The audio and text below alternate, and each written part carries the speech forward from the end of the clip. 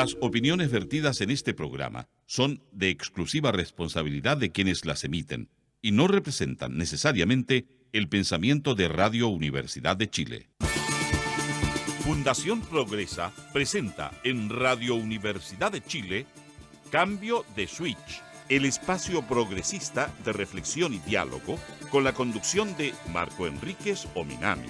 Cambio de Switch, el programa radial menos neutral de Chile.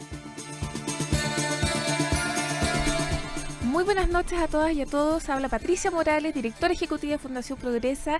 Esta noche tenemos realmente un invitado de lujo. Muy buenas noches, Alfredo Jocelyn Hoyt. Es un honor tenerte acá con nosotros. Alfredo, gran historiador, profesor académico de la Universidad de Chile. Muchas gracias, Patricia. Yo feliz de estar estando aquí en este programa contigo. Sí. Antes de empezar el programa, quiero dejarlos a todos invitados desde ya a opinar, a hacernos sus comentarios a través de redes en @Cambio de Switch o también llamándonos al 29 77 15 79 y 29 77 15 80. Alfredo, el tema del momento, yo diría, en el mundo académico, pero también de los historiadores y analistas políticos, es el libro que acabas de estrenar hace muy poco, que se llama La Escuela Tomada, Historia, Memoria 2009-2011. Por cierto, de la editorial Tauros, para quienes quieran comprarlo, aunque entiendo que va a haber probablemente una renovación de libros porque se está yendo rápidamente. La primera pregunta que te quiero hacer es, ¿qué te motivó a escribir este libro? Muchas gracias por la invitación. El libro surge con la toma de la Facultad de Derecho del 2009, que es una toma muy especial. Hemos tenido muchas tomas, pero esta toma fue muy particular porque duró 42 días, y es una toma que tuvo enorme impacto mediático. Eso dice relación con la importancia de la Facultad de Derecho de la Universidad de Chile en el país. Segundo, yo ahí empecé a ver, tenía mucha relación con los dirigentes estudiantiles, eran muy cercanos a mí. Gabriel Boric, el ayudante de Sofía Correa, mi señora, que es profesora de la facultad. El otro cabecilla de la toma era Sebastián Elwin, ayudante mío, de mi curso. Esos eran los autónomos que tenían el centro de alumnos. Era muy cercano con ellos, era muy cercano con otros alumnos que eran fundamentales, claves en la toma. Y entonces yo ahí empecé a preguntarles, tenía muy buenas relaciones con los alumnos, a preguntarles qué consistía esto, y me fui dando cuenta muy rápidamente que aquí había una colusión de alumnos con profesores, por una serie de particularidades locales a la facultad. Concretamente el decano Roberto Naum es un decano muy importante, quizás el más importante de todos después de Hugo Rosende. Es un decano quizás no tan conocido desde un punto de vista académico, ciertamente es un gran gestor, además completamente imbatible electoralmente al interior. Nosotros tenemos un sistema corporativo en que nosotros votamos los profesores y por lo tanto en ese sentido era enorme poder. Llegada. Y también estaba involucrada la Casa Central de la Universidad de Chile, en ese momento Víctor Pérez concretamente, y también me empecé a dar cuenta que también estaba involucrada la moneda a través de profesores de la escuela que tenían cercanía o trabajaban para la moneda en ese momento, concretamente Carlos Carmona, por ejemplo, que estaba en la SECPRES en ese momento, que hoy día es el presidente del Tribunal Constitucional, nada menos. Paulina Veloso, exministra, muy cercana amiga de la presidenta Bachelet, estamos hablando del primer gobierno de Bachelet. Y en ese contexto yo empecé a ver que aquí había programación, anticipación y demás, y empezaron a salir algunos, y me llegaron correos electrónicos de los alumnos y cómo ellos estaban viendo cómo se llama esta situación, hablaban de esta colusión. Está todo documentado en el libro. ¿Por qué? Explicarles a quienes nos escuchan que la izquierda autónoma siempre ha tenido como feudo de alguma forma la Universidad de Chile.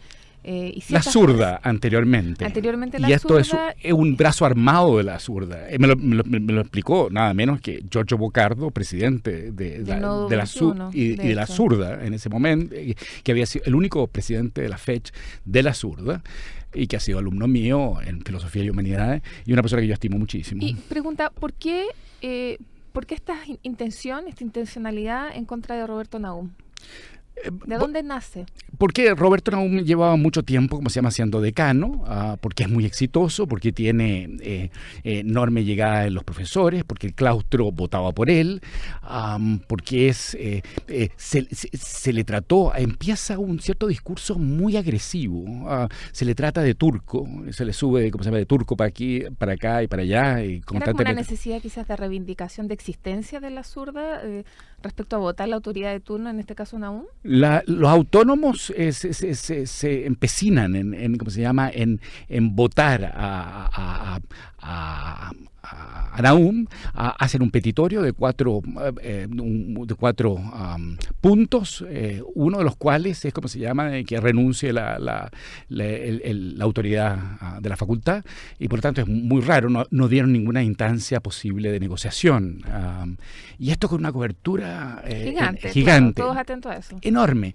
Últimamente, la última elección de decano, el año pasado, en la cual uno de los artífices fundamentales de todo esto, que es Davor Harasic, en esa elección tuvo más importancia el año pasado la elección del decano de la Facultad de Derecho que el del rector de la Universidad de Chile, en la cual ganó Ennio Vivaldi.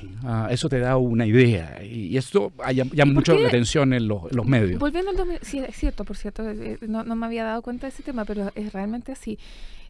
Pregunta, ¿por qué el 2009 la moneda estaba metida en este juego? Porque en realidad, en primer lugar, dice relación con lo estratégico que es la Facultad de Derecho. La Facultad de Derecho recluta a los mejores eventuales políticos y gente pública en Chile, eso tradicionalmente.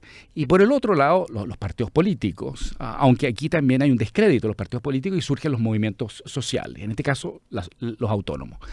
Y por el otro lado, recluta a los principales eventuales abogados de los principales estudios de abogados. Penalistas, etc. Entonces estamos hablando de un núcleo de poder enorme, eso es en primer punto. Segundo, hay que pensar de que una facultad de Derecho es una facultad muy profesional y muy vinculada a los gobiernos, y por lo tanto no es enteramente académica. Hacen clase personas que están o en la profesión o en instancias públicas. Y es el caso, por ejemplo, de Carlos Carmona, el caso de Paulina Veloso, de igual manera que el caso de Enrique Barros, que también es una figura muy de derecha. Esto es una cosa bien curiosa, porque era el núcleo de personas, de profesores que estaban involucrados, eran de sectores más dispares. Había gente vinculada con el CEP, había gente, había gente como Fernando Atria, por ejemplo. O sea, es una especie de botín, finalmente, que se trataba de ganar y cambiar a quien lo tenía. Es una trenza, de la cual está involucrada la moneda, en que, por ejemplo, se hacen acciones en contra de Naum. Naum trata de, pone recursos de amparo para desalojar la toma, y sin embargo, los alumnos se hacen asesorar por la SECPRES para responder a los recursos de amparo. Y por lo tanto, imagínate, la defensa jurídica en las instancias legales. La escuela, no solo la situación de Naum, sino que la escuela, la institucionalidad de la escuela después de esa toma. Bueno, es tremenda, porque es decir, finalmente logran hacer renunciar a Roberto Naum, se levanta la toma. En el entretanto, hay cogobierno, empieza a cogobernar de alguna manera los estudiantes con la Casa Central. Aparece un personaje clave en todo esto, clave, que es Francisco Martínez. Francisco Martínez es el asesor de Víctor Pérez, el rector en ese momento, y es la persona que está en tratativas con Boric y con Elwin y los cabecillas de la toma. Este personaje es fundamental porque hoy día, y esto es lo interesante de la toma del 2009, y yo empecé a escribir la toma en el curso de la misma toma, pero después vino el 2011 y después eventualmente otras cosas hasta nuestros días. Francisco Martínez es en este momento el director, es la persona que preside la División de Educación Superior del Ministerio de Educación. Y este personaje, que es un personaje bastante gris, de muy bajo perfil, que correspondería a una edad en que estuvo fuera de Chile cuando estudió, es un ingeniero, hay ingeniero de transporte, hay solamente 5 ingenieros de transporte de esa edad en Chile en este momento, y sin embargo nadie me podía decir de dónde provenía políticamente. Yo no sabía si era izquierda cristiana, comunista, mapu, llamé a Manuel Antonio Garretón para preguntarle si se acordaba de él. Y nadie lo ubica. Incluso en la Facultad de Ingeniería, donde yo también soy profesor, en Bochef y demás, nadie lo ubica. Y este es un personaje completamente gris. Entonces yo detecté que el dato fundamental era de que efectivamente es una persona...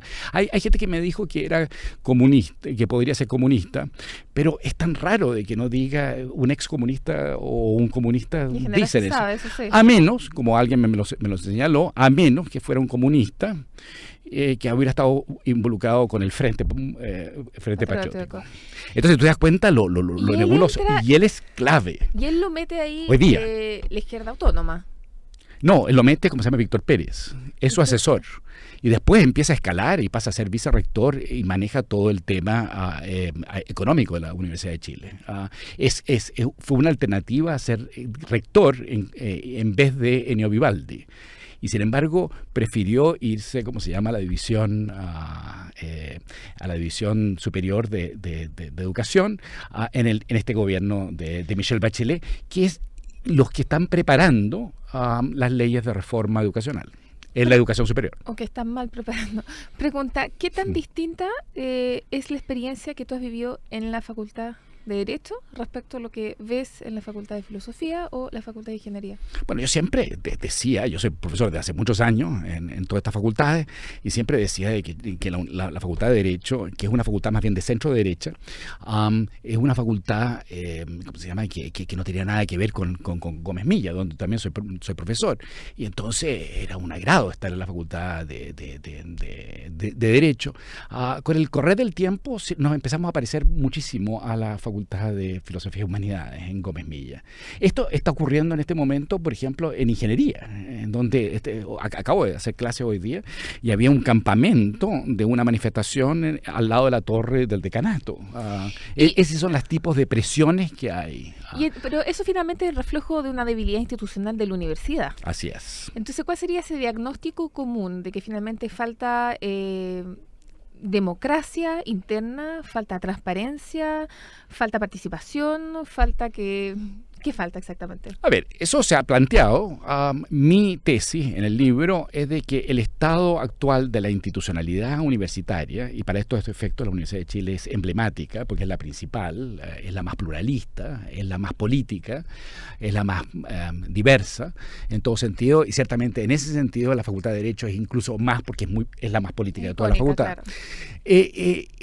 Justamente porque la universidad ha perdido su sentido en cuanto a que apuesta al conocimiento y a la formación en un escenario plural,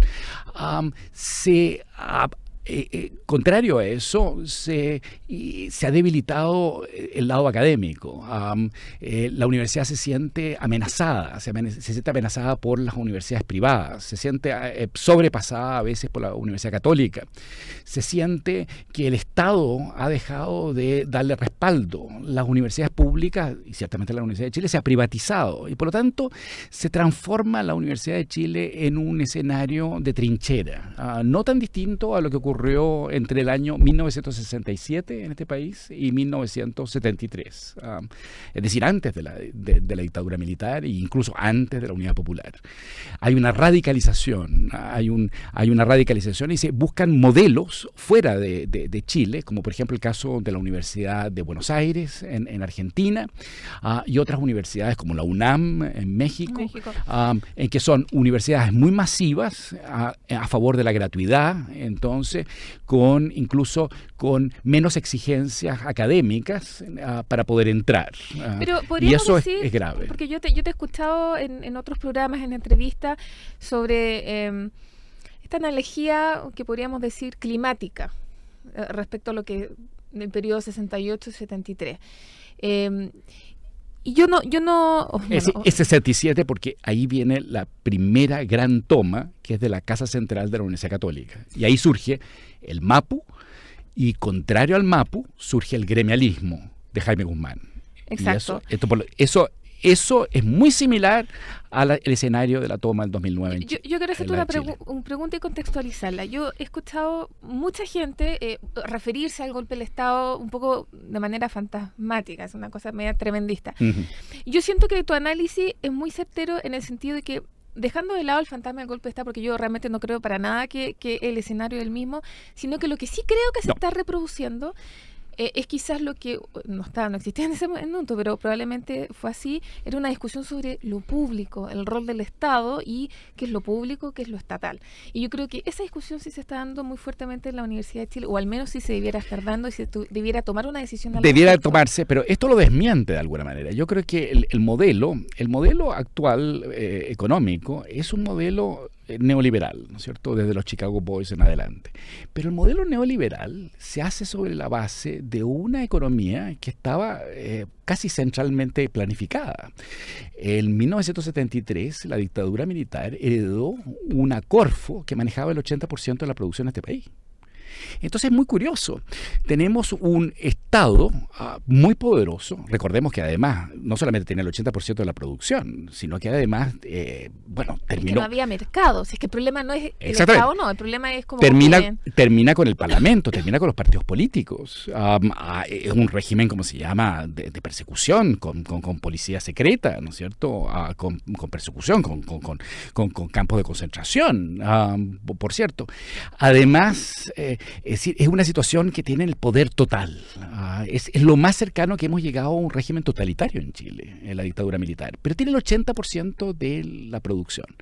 Y ahí surge la opción de los Chicagos, en la cual sostienen, ¿no es cierto?, de que tener el 80% de la producción significa de que ese modelo, por de pronto, ya venía estancado en cuanto a crecimiento. Pero además, es decir, se desgasta porque es muy ineficiente. Uh-huh. Y entonces este Estado... Y porque falta innovación y no había inversión extranjera. Por supuesto. Y entonces, pero desde este Estado se deshacen de esto, privatizan. Hay muchos negocios negociados, eso lo hemos visto. O sea, empieza a privatizar empresas estatales a esa altura del juego.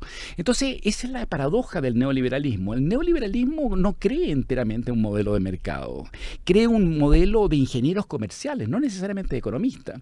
Un régimen de cupular vertical que desde el Estado le quitan la grasa, por así decirlo, al aparato económico, lo tiran al mundo, como se llama, privado, y por lo tanto vuelven el aparato estatal mucho más lucrativo, mucho más, mucho más eficiente. Entonces la paradoja es de que es un estatismo que se desprende de sus activos, pero el Estado sigue siendo muy poderoso. Entonces, a lo que voy aquí es que la dicotomía público-privado no es tan así. Hay una área rara, gris, que desde el Estado opera. Por eso que tenemos, por ejemplo, lobistas. O sea, yo creo que sí. A ver, yo creo que hay una dicotomía entre lo público y lo privado, quizás no tanto entre lo estatal y lo privado. Pero entre lo público y lo privado sí, porque acá en Chile no se definió lo que es público. Buen punto, sí, tienes toda la razón. Es decir, en un sentido lo público es distinto a lo privado, pero es que aquí estamos hablando de lo estatal. Porque yo me acuerdo la primera reunión que tuvimos con el ministro Izaguirre, la primera pregunta que yo le formulé no era saber si va a haber fin al lucro o no, el tema del copago, sino que era cuál es el rol del Estado en la educación. Y yo me acuerdo que le planteé el siguiente ejemplo. Uno tiene la educación, bueno, yo conozco bien el modelo francés y belga. Sí. El modelo francés, el Estado solo financia educación estatal, laica, republicana, fiscal. Punto. Fiscal. Pero estatal en el sentido de la universidad depende 100% del Estado. En cambio... Aquí no, aquí tenemos vouchers, tenemos todo una cosa que se llama, tenemos una educación secundaria y primaria subvencionada, por de pronto, que es un área rara entre medio entre lo estatal y lo privado. Porque Francia considera que la educación es casi el brazo armado del concepto de la Revolución Francesa, es decir, de su génesis más elemental.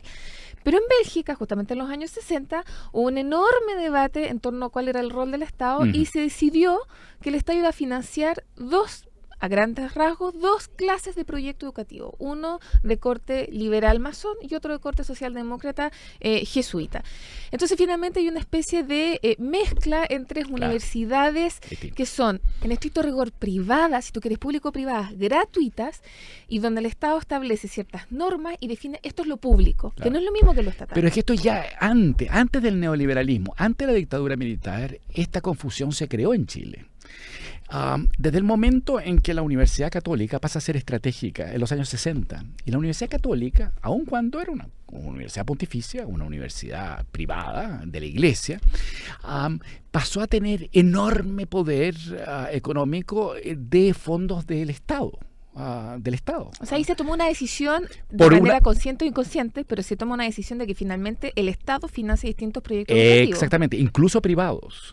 De igual manera que se metió, como se llama, la Universidad de Concepción, que no es pública.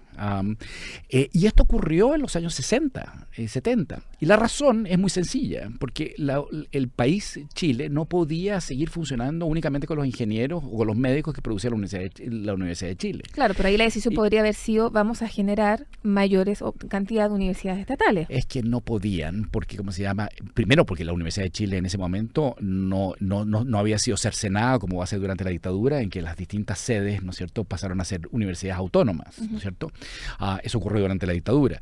Pero en este contexto, evidentemente, no daba para más universidades públicas, y por el otro lado, la Universidad Católica era muy potente. Entonces, por eso que la Universidad Católica se transforma en una universidad privada en origen, históricamente, de la Iglesia, pero con una inserción en el mundo público y con fondos estatales. Y por lo tanto, la lucha política es clave. Y por eso, por ejemplo, entran las presiones, la toma, grupos de altamente radicalizados como el MAPU. El MAPU es una escisión del Partido Demócrata Cristiano y después va a terminar apoyando, ¿cómo se llama?, a la Unidad Popular. Y durante la Unidad Popular, sectores del MAPU son más extremos que el Partido Comunista. Y eso surgieron de la Universidad Católica. No hay MAPU en la Universidad de Chile. Entonces, ahí se nota que esa universidad tiene un contexto, ¿cómo se llama?, un contexto estatal con el financiamiento, pero de interés público, de relevancia pública. ¿Y qué te parece hoy Revolución Democrática respecto a lo que fue el MAPU? Es muy similar. Sale de la Universidad Católica, tiene este discurso revolucionario, se llama a sí misma Revolución Democrática. El otro día me tocó estar con uno de estos, ¿cómo se llama?, DRD, y este personaje en un foro de Bochef en ingeniería, representante de ciudadano inteligente, y además, ¿cómo se llama?, ex vicepresidente de la FEUC durante la época del 2011. Y él tenía un discurso completamente tirado para la punta, con la particularidad que yo me di cuenta en ese foro que ahí estas ONGs iban a ser clave a la hora de este proceso constituyente y de la educación cívica. Te quiero hacer una lamentable pregunta. porque de educación cívica es decir, él tiene un discurso más bien ideológico. Te quiero hacer una pregunta al respecto, justamente, porque nosotros los progresistas elegimos el camino más difícil, pero que responde a una convicción de constituirse en partido. Claro, que constituirse un partido político que responde a una convicción de que a pesar de que todos los incentivos están para hacer ONG o movimiento social, no es que haya mucha plata o mucho interés o beneficio alguno concreto, pero en el fondo los incentivos para existir mediáticamente están en la calle más que crear un partido político. Pero el progresismo no me parece que es un movimiento social. No es un movimiento social. Pero las federaciones estudiantiles, de la cual surge, sí son movimientos sociales. Pero la pregunta que te quería hacer es, nosotros elegimos el camino de crear un partido político, entrar en las universidades tratando de entrar en federaciones, en centros de estudiantes, con la camiseta de partido político, o sea, la cosa menos popular del mundo. Y tenemos movimientos como Revolución Democrática que finalmente transitaron por movimientos y hoy en día se quieren constituir en partido político, y otros como Izquierda Autónoma. Es que ellos no creen en los partidos políticos. ¿Me entiendes? De igual manera, como se llama, que diputados de la bancada joven, concretamente Gabriel Boric, lo dijo el otro día, ¿no es cierto?, están por subvertir el sistema. Es decir, entran al Parlamento o se transforman, como se llama, en movimientos, como se llama, en partidos políticos, aun cuando no creen en eso, meramente por razones estrictamente tácticas. A mí eso me parece muy dañino. Es el modelo aquí que está operando, y tú lo debes conocer muy bien, es el modelo argentino. El peronismo es un movimiento social, lo es desde los años 50 en adelante, 40 y demás, pero se transforman, como se llama, y se toman un partido, como se llama, existente anteriormente, el Partido Justicialista. Y por lo tanto ellos no creen en los partidos políticos, Por eso es que tú tienes, por ejemplo, el peronismo, que tiene extrema derecha, que puede ser nazi. Sí, puede ser todo y nada. La Isabelita Perón era de un nacionalismo fascista. A la extrema izquierda, trotskista, y sectores, como se llama, totalmente ultra. Eso es clásico en los movimientos sociales. No hay un eje, y por lo tanto no es un partido político, aun cuando que para los efectos políticos y de funcionar en el sistema sí se plantean, se disfrazan de partido político. Es el caso de Revolución Democrática. Yo de todos modos siento que Revolución Democrática está en construcción, y a la hora de haber definido crearse como partido político, porque están tomando una opción institucional que felicito, porque yo creo que me parece muy contraproducente la opción de hacer política al margen de la institucionalidad. Eso es matar la institucionalidad. Yo creo que abusan, yo creo que tienen una lógica de caballo de Troya. Entonces, ¿me entiendes? Es la manera de funcionar dentro del sistema, porque nosotros tenemos una tradición de partidos muy poderosos, muy fuertes. En estos países donde no existe esto, no tienen partidos de derecha, por ejemplo. En Chile ha tenido siempre y tradicionalmente desde el siglo XIX en adelante partidos de derecha, y es de los pocos lugares de América Latina que tenemos partidos de derecha, y tenemos 2 partidos de derecha. No es menor. Vamos a ir a una pausa musical, Alfredo, y regresamos entonces con el análisis de la contingencia.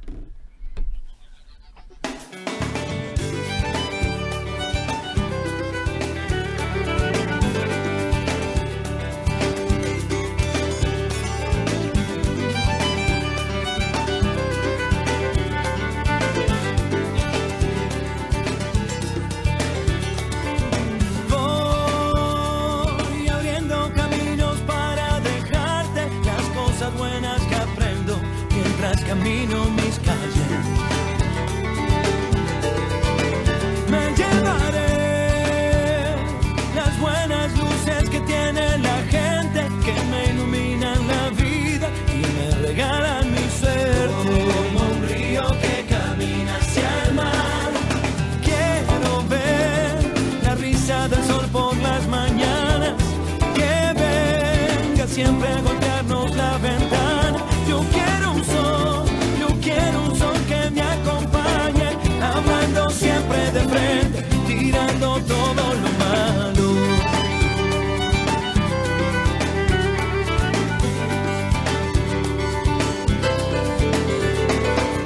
Voy abriendo caminos para encontrarte, en este mundo perdido también hay buenos amigos.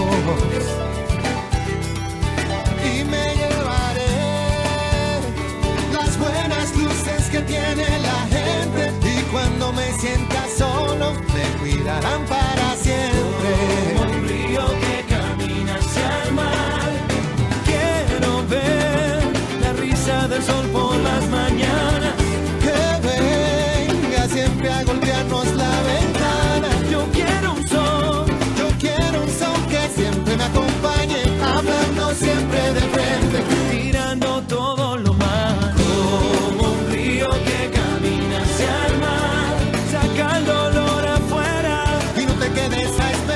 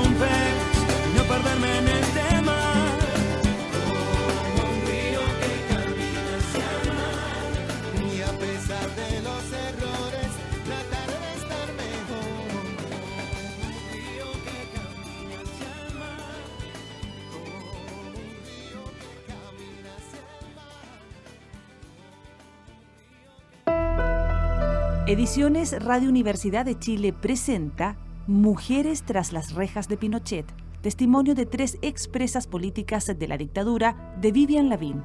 Un libro escrito a 4 voces, la periodista que indaga y se estremece y el relato de víctimas de la resistencia chilena. Testimonios que nos harán recobrar la esperanza y la convicción que otro mundo debe hacerse posible y vale la pena seguir soñándolo. Adquiera su ejemplar en Radio Universidad de Chile, en Librería Prosa y Política y en Librería del Centro Cultural GAM. ORT Chile es representante en el país de World ORT, ONG internacional de educación con presencia en más de 100 países. Desde hace 35 años en ORT Chile innovamos en educación, diseñando e implementando proyectos de capacitación, asistencia técnica educativa y responsabilidad social para el sector público y privado. Informaciones en www.ortchile.org. ORT Chile, educar para la vida. Todos los viernes a las 20 horas nos encontramos con la metrópolis de los ciudadanos. Citoyens, pecados y virtudes de la ciudad. Citoyens es una gentileza de Hacienda Picarquín, naturaleza y encuentro. A 50 minutos de Santiago, a los pies de la precordillera de los Andes, en la comuna de Mostazal lo espera un lugar acogedor, tranquilo y seguro, ideal para seminarios y cursos de capacitación, excursiones, campamentos, celebraciones de empresas, paseos familiares, de colegios, festivales y muchos otros eventos. Picarquín, encuentro con la naturaleza. Reservas e informaciones al fono 2-299-892-60 o al correo picarquín@picarquín.cl. Política, medio ambiente, derechos, pueblos indígenas, educación, actualidad internacional, trabajadores, géneros, economía, ciudadanía, cultura. De estos temas y muchos otros, infórmate en profundidad en nuestro diario electrónico diario.uchile.cl. Estamos aquí de regreso junto a Alfredo Jocelyn Hoyt. Hablamos de su libro, a quienes los invito obviamente a todos a comprarlo, que se llama La Escuela Tomada, Historia, Memoria 2009-2011, Ediciones Taurus. Y estamos hablando de la contingencia, de cómo se han generado una serie de movimientos políticos, Alfredo, al margen de la institucionalidad. Y estoy obligada de hablar de la agenda de transparencia y de la reforma constitucional. Primera pregunta, antes de entrar en los procedimientos o no, ¿crees tú que es necesaria una nueva constitución? O reforma. Para mí es lo mismo hablar de reforma constitucional o nueva constitución, ¿eh? Porque yo parto de la base que nadie va a decir hoja en blanco, artículo 1 que se nos ocurre, ¿te fijas? Pero imagínate que, de que yo en el plebiscito de 1988 no voté, no me inscribí porque consideraba que era legitimar la Constitución de 1980 y había votado en el plebiscito bajo dictadura en contra de la Constitución. Por lo tanto, yo he estado siempre en contra de la Constitución. Y la razón es que me parece que la Constitución de 1980 establece un régimen cívico-militar. Y eso me parece que es lo fundamental. Después, posteriormente, me inscribí finalmente porque me entusiasmó inicialmente Ricardo Lagos. Y recuerdo perfectamente, muy cerca de aquí, donde estamos, en el estudio, fui al registro civil, porque yo vivo aquí en Providencia, fui a inscribirme, y la persona que estaba tomando las inscripciones me dijo, después de que yo ya estaba inscrito, entonces me dijo: don Alfredo, yo sé, he leído sus posturas, pero ¿por qué a estas alturas usted siempre ha sido crítico, ha llamado, es decir, no ha llamado, pero usted siempre ha dicho, yo nunca llamaba a nadie que vote o no vote, sino que yo simplemente me preguntaban y yo decía que yo me abstenía al no inscribirme? ¿Y por qué entonces usted se inscribe? Entonces le dije, bueno, por esta vez, y estamos hablando un poco antes de la elección de 1997-98, ¿cómo se llama?, de Lagos, 98, que por primera vez tenía candidato. Y entonces yo estaba dispuesto incluso a trabajar por Lagos. Y Lagos había presentado libros míos, yo había participado en un programa de televisión que tenía Chile 21, de Lagos, de televisión, con Sergio Marras, financiado por Lagos. Y entonces estaba dispuesto a funcionar en el sistema, funcionar con Lagos. Bueno, ella se para y entonces me extiende la mano y me dice, don Alfredo, bienvenido al sistema. Y cuando eso... No, eso es tremendo. Cuando eso ocurre, Revelador. yo ahí me di cuenta que esto era un cazabobo y fue lamentable. Bueno, yo nunca voté por Lagos porque, a mi juicio, Lagos trajo a Pinochet de vuelta. Y yo consideraba que traer... Oye, esa frase tenemos que volver al tiro porque qué gran frase acabas de... Bienvenido al sistema. Es terrible. Es terrible. Pero a mi juicio, ¿cómo se llama? Lagos trajo a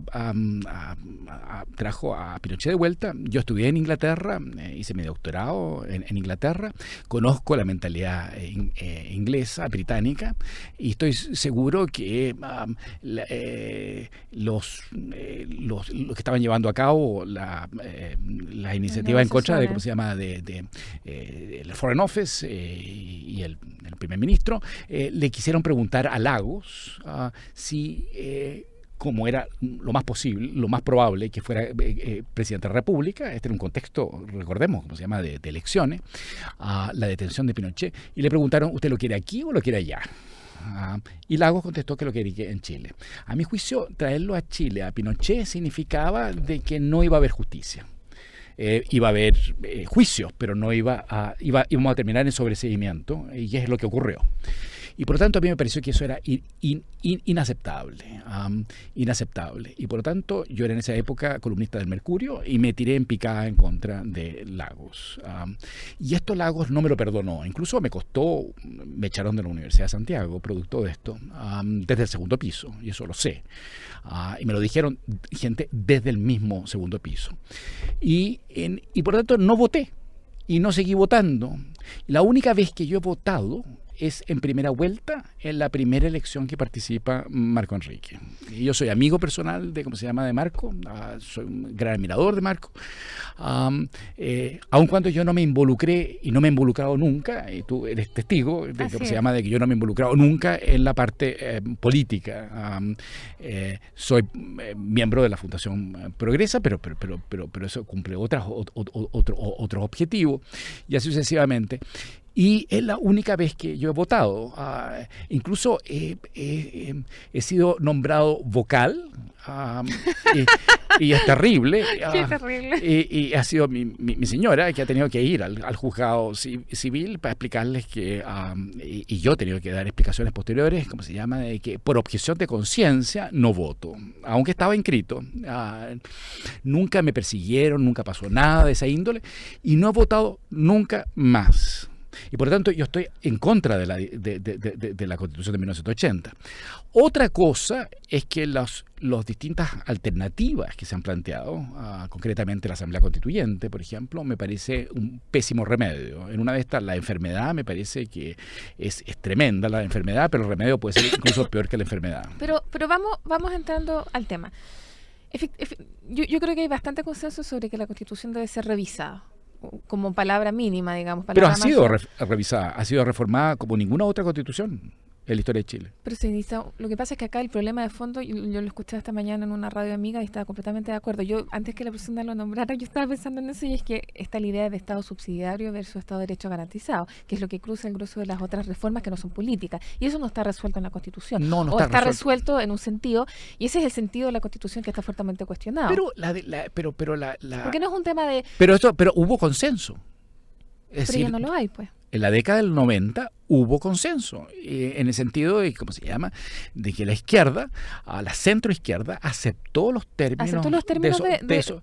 Por lo tanto, era un acuerdo político y económico, aun cuando la centroizquierda, la Concertación, era elegida para terminar con el modelo económico y con la Constitución. Lo que pasa es que, claro, uno podría hacer el análisis desde otro lugar y decir, bueno, esto me va a costar caro, pero está la corrupción moral de los partidos políticos de centro-izquierda que se dieron el etos de la centro-izquierda, que es un Estado de Derecho garantizado, ese es el etos mínimo en todo caso, en un Estado subsidiario, para justamente garantizar esta transición en los términos de referencia que se definieron en los 90, que finalmente la discusión se arrastra tanto a lo largo del tiempo que llegamos a la discusión constitucional, cuando esto quizás se podría haber resuelto de otra forma, pero finalmente no se resolvió de otra forma, y considerando la deslegitimidad social. Pero ahí viene la hipocresía de gente como Ricardo Lagos, que salió diciendo, ¿cómo se llama?, de que es necesario hacer un cambio, ¿cómo se llama?, a la Constitución, No, es una toma europea. Cuando él dijo, ¿cómo se llama?, en la reforma del 2005, que finalmente tenía la Constitución que el país necesitaba. No, eso lo entonces esas europea. Verónicas, ¿cómo se llama?, y esas hechas para atrás de, ¿cómo se llama?, Ricardo Lagos, ¿me entiendes?, es decir, ¿cómo se llama?, son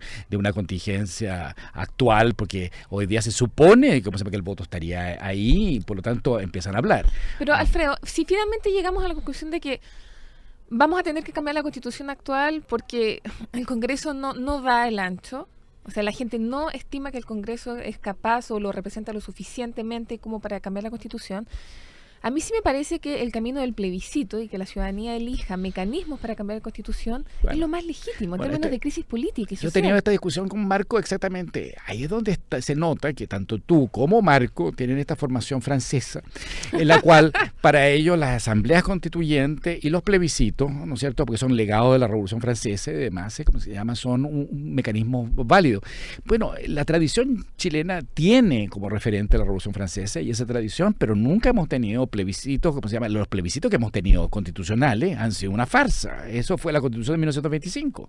Fue una farsa. Fue una imposición militar de Alessandri. Hicieron una Constitución a la medida y después hicieron, ¿cómo se llama?, un plebiscito y con una altísima abstención y demás. Y las asambleas constituyentes nunca han funcionado. Ha habido unos intentos así medio a maltraer, que lo trata Gabriel Salazar, la primera persona que yo le escuché hablar sobre la Asamblea Constituyente fue a Gabriel en los años 80, a fines de los años 80. Pero el caso colombiano funcionó bien, es decir, durante el receso legislativo, que es más largo que el chileno, eso sí. El caso francés, que tú conoces inicialmente, de las asambleas constituyentes, al inicio, durante el contexto de la Revolución Francesa, las asambleas constituyentes, en vez de producir una constitución, producieron 5 constituciones. Claro, entonces, claro, tú dices el caso colombiano, pero también está el otro caso, ¿cómo se llama? El francés. Pero lo mismo pasa con los plebiscitos. O sea, lo que yo digo es, hay que sacarle los plebiscitos, todos los plebiscitos se hacen para ganar. El plebiscito raro es el plebiscito de 1988, que se hizo para ganar y perdieron. Lo que pasa es que acá lo grave sería, a mi juicio, respecto al proyecto de ley que envió la presidenta sobre el proceso constituyente, lo grave sería que el Congreso elimine de las opciones, por ejemplo, la Asamblea Constituyente, y que el plebiscito sea únicamente para elegir entre una comisión bicameral o una comisión mixta ciudadana. A mí esto es lo que me parece, como se llama, totalmente sospechoso. Porque ahí sí que es lo que tú indicas. Claro, pero a mí me parece todo esto es lo sospechoso, porque estamos hablando, toda la atención se ha centrado en los procedimientos, pero no en los contextos, ¿cómo se llama? El contenido. Y el contenido es lo fundamental. Lo que tú mencionas respecto al rol del Estado, y ¿cómo se llama? El Estado. Para mí es fundamental tener un régimen parlamentario versus un régimen presidencialista. Y ciertamente lo fundamental, a mi juicio, tanto con respecto a la Constitución de 1925 como a la Constitución de 1980, que es un régimen cívico-militar. Los militares tienen veto político, y lo tienen en la Constitución de 1980 y lo tenían en la Constitución de 1925. Están así en la Constitución de 1925 que cuando se ven los severos aprietos, Salvador Allende llama a los militares que se integren en el gabinete el año 72. Y tenemos, como se llama, un gabinete presidido por el comandante jefe del ejército en calidad de ministro del Interior. Respecto a y los otros. Entonces, a mí me parece que eso es gravísimo. Eso es absolutamente grave. Que los militares después se echen para atrás y terminemos con, ¿cómo se llama?, con Augusto Pinochet Ugarte. Bueno, es un error es el error garrafal de Salvador Allende. Salvador Allende trajo a los militares a la política nuevamente porque estaba dentro de la lógica constitucional. Respecto a lo que tú mencionabas... Yo creo que no hay que cambiar la Constitución de 1980, hay que cambiar la Constitución de 1925. Por supuesto. Pero volviendo al tema de lo que tú mencionabas de discutir la forma sobre más que el fondo. Nosotros desde Progresa discutimos mucho su minuto con el equipo constitucionista, con Jaime Baza, John Charney, el tema del contenido. Y finalmente yo tenía la postura similar a la tuya, pero me fueron convenciendo de que en realidad había que discutir la forma. Porque si uno discutía la asamblea... Yo creo que buenos errores. Pero escucha, si uno discutía la asamblea, o sea, si uno se va por el camino del plebiscito, y si el plebiscito, efectivamente, mira, cualquiera de los caminos, si el plebiscito define que esto es un sistema, una cámara bicameral, bueno, los parlamentarios, según sus distintas concepciones políticas, van a tener que producir un texto que genere los 2/3 y que sea... ¿Y cuál va a ser el universo que va efectivamente a votar? Porque en las últimas elecciones presidenciales dejó de votar el 60%. Es que y eso quiere decir que la señora Bachelet llegó al poder con alrededor del 24-25% del total potencial. Así es. Esa es la lo cual es una minoría, y este 24-25% no es tan distinto a lo que actualmente tiene la señora Bachelet en cuanto, ¿cómo se llama? Aprobación en las encuestas. Lo cual demuestra que una minoría muy bien organizada puede aparecer como una nueva mayoría. ¿Eso va a ocurrir en el plebiscito? Me temo que si en realidad si solamente, únicamente y exclusivamente un plebiscito final que ratifique un texto hecho por una comisión bicameral, tengamos una situación como la que describes. Creo que la única manera de que tengamos una participación superior, no estoy diciendo que va a votar el 60% del padrón, pero ojalá que vote más de lo que votó la última vez. La única opción que veo es que se produzca un hito político. Ahí está la diferencia entre tú y yo, porque yo en estas materias definitivamente sigo esa otra línea francesa de Tocqueville, en la cual tenemos enorme desconfianza a las mayorías. A mí me interesan mucho más las minorías desde como tu punto de vista, ¿cómo minorías? Entonces, porque ya, pensemos entonces de otra forma, ¿cómo lograríamos generar o subsanar el problema de representatividad?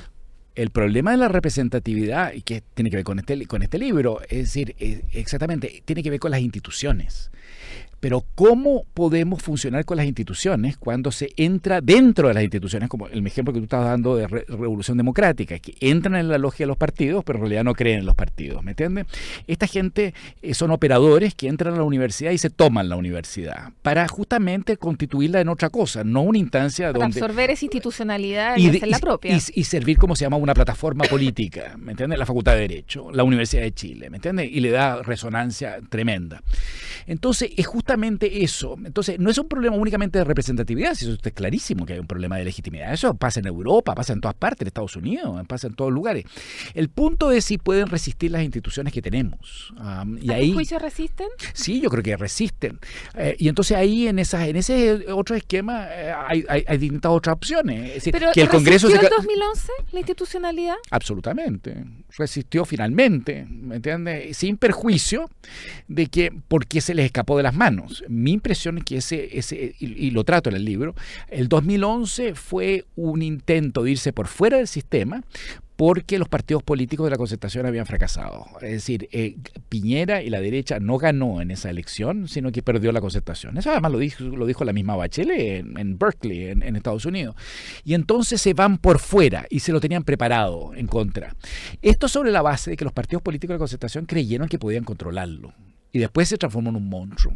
En un monstruo que tenía autonomía. Ahí surgen los autónomos, por ejemplo. La Concertación no leyó a tiempo el desmadre que tenían los movimientos sociales y que ya no tenía ningún control. Exactamente. Así como no leen que, por ejemplo, en todo lo que es reforma laboral se están generando una serie de sindicatos paralelos al margen de la CUT. Por eso, y por eso, como se llama, Michelle Bachelet y estos operadores que tenía Peñilillo y demás, llaman a incorporar al Partido Comunista. Porque el Partido Comunista puede ser muy disciplinado. Lo fue y muy leal durante la Unidad Popular con Allende, y va a ser, como se llama, totalmente, y se cuadra con Bachelet. Un Partido Comunista que en el mundo universitario perdía frente a estas izquierdas y los autónomos y la zurda y todo esto. Entonces, exactamente. Entonces, en ese contexto, entonces me llaman para controlar la situación. Pero una de estas son sobrepasados. Con todo, el 2011 se desinfló.